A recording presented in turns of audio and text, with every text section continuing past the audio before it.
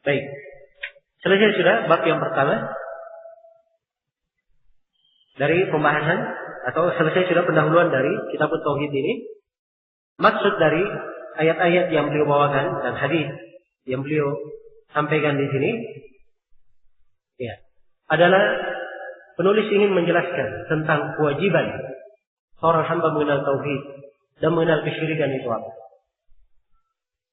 Dan beliau tegaskan bahwa kewajiban ini merupakan hikmah dari penciptaan jin dan manusia. Misi diutusnya para nabi dan para rasul. Wasiat yang paling agung. Larangan Allah yang paling pertama. Orang itu berbuat kesyirikan. Dan dari mana-mana yang agung yang disebutkan di dalam hadis ini. Baik. Iya.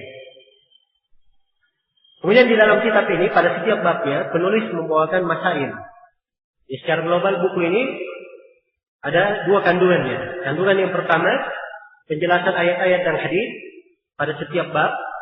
Kemudian kandungan yang kedua, penyebutan masail. Pokok-pokok pembahasan yang dipetik dari ayat dan apa? Dari ayat dan hadis. Karena itu di halaman 7 kita baca di situ beberapa permasalahan yang terkandung pada bab ini. Nah, ini kesimpulan dari inti masail yang disebut oleh penulis. Dan di sini ada 24 masalah. Ada 24 pembahasan yang disebutkan oleh penulis. Ya, sebenarnya semuanya sudah saya terangkan. Hanya kita baca ya, lebih cepat. Kata beliau pertama, hikmah penciptaan kaum jin dan kaum manusia. Kedua, sesungguhnya ibadah adalah tauhid, karena perseteruan terletak pada hal tersebut. Ya. Jadi saya baca ya, di bahasa Arabnya, kalau yang pertama al-hikmah fi khalqil jin wal ins. Asal al-ibadah ya tauhid, lian al-khusumat fihi. Yang kedua, ibadah itu adalah tauhid. Karena perseteruan adalah tentang permasalahan tersebut. Ya, saya sudah sebutkan ya, bahwa perseteruan antara para nabi dan para rasul semuanya di pembahasan tauhid. Semuanya di pembahasan apa? Di pembahasan tauhid. Iya. Tauhid uluhiyah, tauhidul ibadah. Bahwa tidak ada yang berhak diibadahi kecuali Allah Subhanahu wa taala. Adapun di pembahasan tauhid uluhiyah, tauhid rububiyah dan tauhid asma wa sifat, ya. Ini bukanlah pokok perseteruan antara para nabi dan umatnya. Iya. Setelah kita sebutkan ya ayat-ayat yang berkaitan dengan hal ini. Bahkan iblis saja, iblis itu mengakui bahwa Allah adalah Rabb-nya. Disebut di dalam beberapa ayat ya. Ucapan iblis, Rabbi bima aghwaytani, wahai Rabbku karena engkau telah menyesatkanku. Dia sebut wahai Rabbku.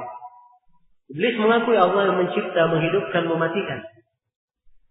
Sama dengan ini, pengakuan iblis bahwa Allah yang menghidupkan, mencipta, mematikan tidak memasukkan iblis ke dalam Islam. Iya. Tidak mengeluarkannya dari vonis orang yang dikekalkan di dalam neraka. Jadi pengakuan terhadap rububiyah itu tidak cukup.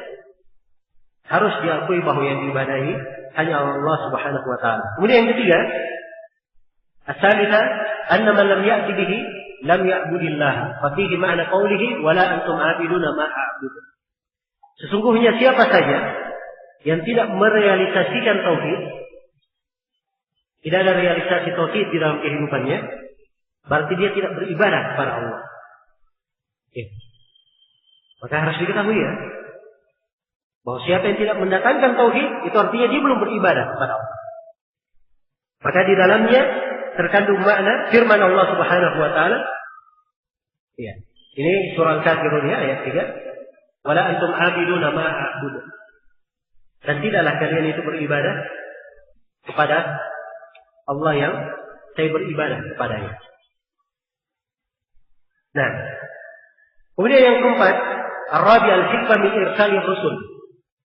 Terdapat penjelasan hikmah dari diutusnya para rasul. Kalau kita terangkan bahwa hikmah diutusnya para rasul adalah apa? Agar supaya menyeru manusia beribadah hanya kepada Allah dan berlepas diri dari segala yang diibadahi selain daripada Allah. Kemudian yang kelima, Anna risalah ammat kulla ummah.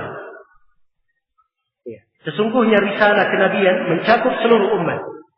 Dan ini telah kita terangkan bahwa setiap umat yang ada di atas muka bumi telah diutus padanya seorang rasul. Kemudian yang keenam, anna dinal anbiya wahidun. Sungguhnya agama para nabi itu adalah satu. Agama para nabi adalah satu. Dan ini telah kita terangkan ya dari kandungan ayat di surah An-Nahl ayat 36.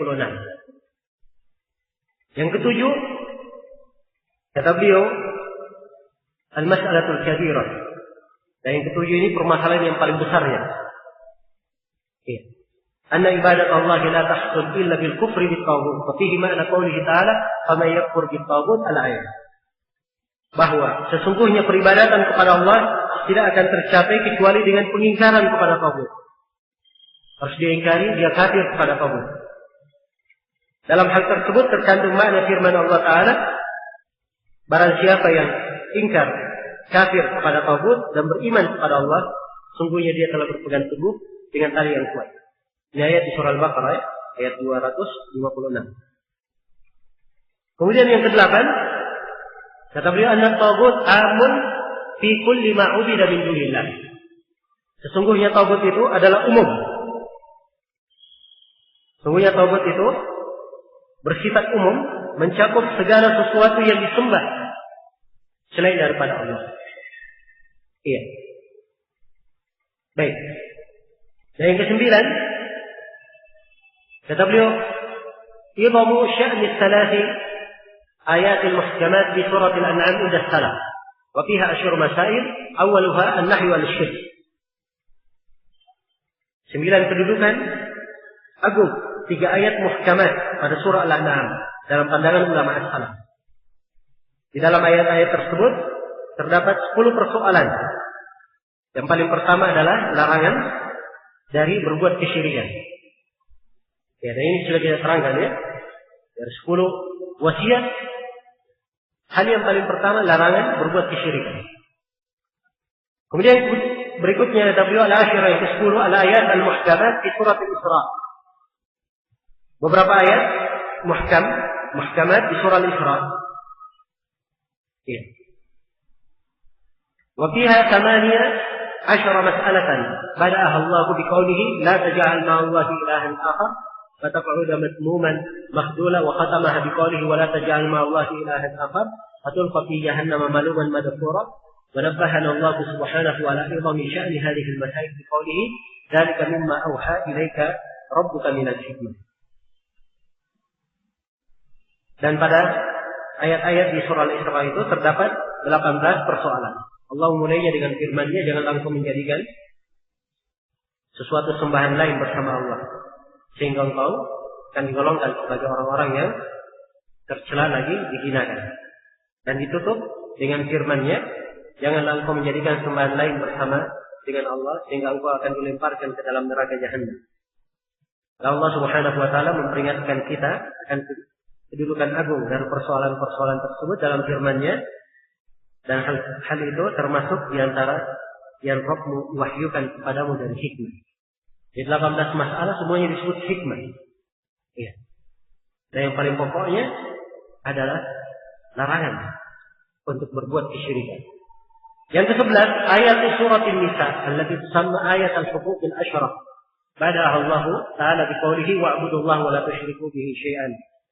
Yang ke-11 ayat pada surah An-Nisa yang disebut sebagai ayat 10 kewajiban, di mana Allah memulai ayat tersebut dengan firman-Nya wa'budullaha wa la tusyriku bihi syai'a, dan beribadahlah kepada Allah dan janganlah mempersekutukan Allah sedikit pun. Ke-12 at-tanbih ala wasiyati Rasulillah inda mautihi, penegasan atas wasiat Rasulullah saat wafatnya. Jadi Nabi ketika wafat tidak ada wasiat khusus. Ya. Wasiat-wasiat beliau hanya berpegang teguh kepada Al-Quran, berpegang teguh kepada As-Sunnah, kemudian memperhatikan Ahlul Bait beliau. Ya. Wasiat secara tertulis itu adalah apa yang disebut di dalam Al-Quran. Sebab apa yang Allah wasiatkan di dalam Al-Quran itu pula wasiat Rasulullah Sallallahu Alaihi Wasallam. Kemudian ke-13, ya. Kata beliau, ma'rifat haqqillahi alaina, pengenalan hak Allah terhadap kita. Ya, jadi apa hak Allah terhadap kita? Apa hak Allah terhadap kita? Yang kita sudah baca tadi. Ya. Hak Allah terhadap hamba adalah apa? Agar supaya hamba beribadah hanya kepada Allah dan tidak berbuat kesyirikan kepadanya. Baik. Itulah kewajiban kita. Hanya beribadah kepada Allah dan tidak boleh berbuat kesyirikan. Kemudian ke-14, ma'rifatu haqqil ibadi alaihi idza addaw haqqahu. Pengenalan pada hamba atas hak Allah, atas hak hamba terhadap Allah apabila mereka telah menunaikan hak Allah. Kalau mereka beribadah hanya kepada Allah dan meninggalkan segala jenis kesyirikan, maka Allah Subhanahu wa taala menjamin mereka ini tidak akan disiksa. Tidak akan disiksa pada hari kiamat. Kemudian yang ke-15, anna hadhihi al-mas'alah la ya'rifuha aktsarus sahabah. Permasalahan ini tidak diketahui oleh mayoritas sahabat. Iya. Sebab di sini Mu'adz meminta izin untuk disampaikan kepada manusia. Menunjukkan bahwa banyak manusia belum mengetahui hal ini. Iya. Dan ini penegasan ya, bahwa hak Allah Subhanahu wa taala, hak Allah Subhanahu wa taala sangatlah besar kepada manusia, yaitu untuk memurnikan ibadah hanya kepada Allah Subhanahu wa taala dan meninggalkan segala jenis kesyirikan. Kemudian as-sadisa asyarah, yang ke-16, jawaz kitmanil ilm lil maslahah. Diperbolehkan menyembunyikan ilmu dengan alasan maslahat. Ya. Ilmu itu dasarnya tidak boleh disembunyikan, tapi kalau ada sebuah maslahat yang mengharuskan, maka diperbolehkan sesuai dengan ketentuan-ketentuannya. Iya.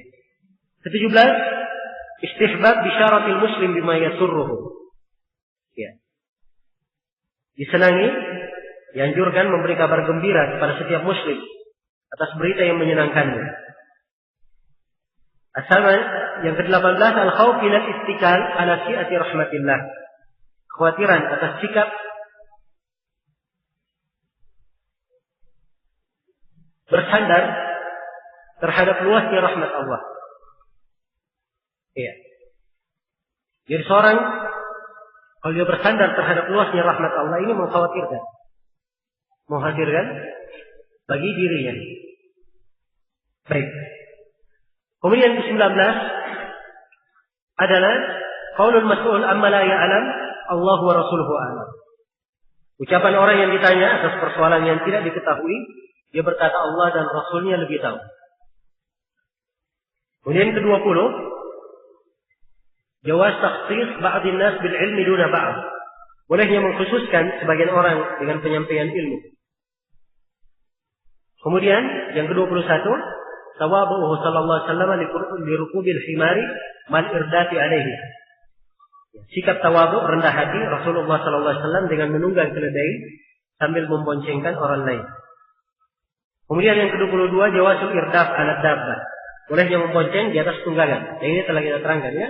Pembolehan ini kalau hal tersebut ya memungkinkan dan tidak membahayakan hewan yang ditunggangi. Kemudian yang ke-23, idhamu sya'ni hadhil masalah. Iya. Keagungan permasalahan ini. Yaitu permasalahan apa? Atau yang ke-23, keutamaan Mu'adz bin Jabal radhiyallahu taala anhu. Ya, di sini tampak keutamaan beliau dikhususkan dengan sebagian ilmu oleh Nabi, dibonceng di atas kendaraan. Kemudian Mu'adz juga adalah orang yang faqih. Ya, bisa menyimpan hal-hal yang khusus yang diberikan oleh Nabi sallallahu alaihi wasallam. Nah, dan yang terakhir adalah penjelasan keagungan masalah tauhid ini. Ya. Jadi apa yang dikabarkan kepada Mu'adz dari hak Allah kepada hamba, ini adalah hal yang paling agung, termasuk masalah yang agung yang ingin diingatkan di sini oleh penulis rahimahullahu taala. Baik, selesai sudah dari awal pembahasan di buku ini, dan insyaallah taala setelah salat maghrib nanti kita akan lanjutkan pembahasan di sisi berikutnya. Baik, sudah mendekati waktu salat maghrib. Untuk sementara saya cukupkan dulu di sini. Subhanallahu wa bihamdik, asyhadu an la ilaha illa anta, astaghfiruka wa atubu ilaik. Walhamdulillahirabbil alamin. Wassalamualaikum warahmatullahi wabarakatuh.